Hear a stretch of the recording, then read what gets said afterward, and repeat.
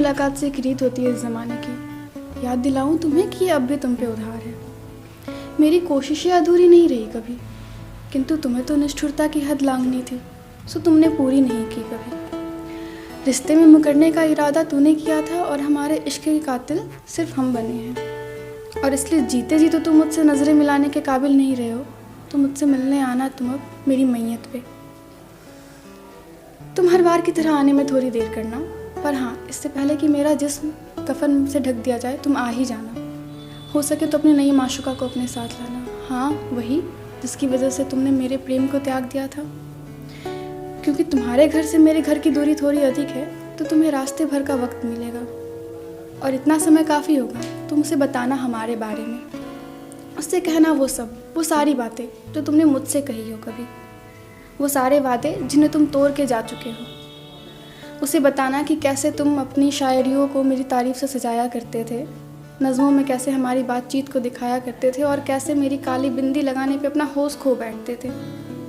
फिर जब वो जानना चाहे कि सिलसिला ख़त्म कैसे हुआ, तो कोई भी झूठी कहानी सुना उसकी नज़रों में मुझे दोषी ठहरा जाना। क्योंकि सच जाने के बाद उसे भी तुमसे घृणा हो जाएगी और हो सकता है वो भी तुमसे प्रेम करना बंद कर दे, ठीक वैसे ही जैसे तुमने मुझसे प्रेम करना छोड़ दिया था।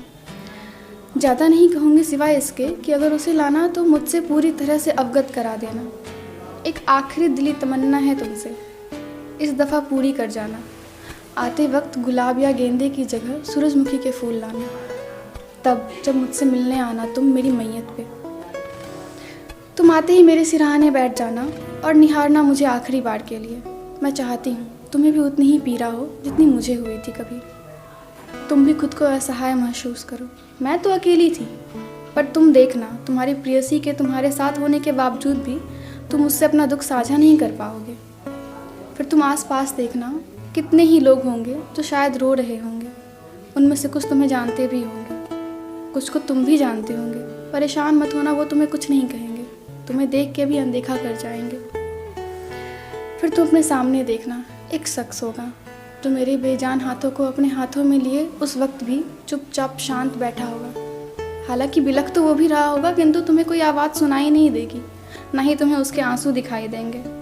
और असल पीड़ा तो तुम्हें तब होगी जब तुम समझ पाओगे कि वो मेरी एकमात्र मोहब्बत है।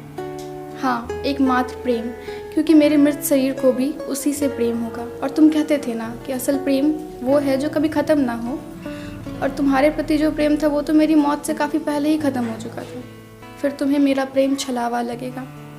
इस छलावे को महसूस करने और रह गई रीत को निभाने तुम मुझसे मिलने आना मेरी मैयत पे।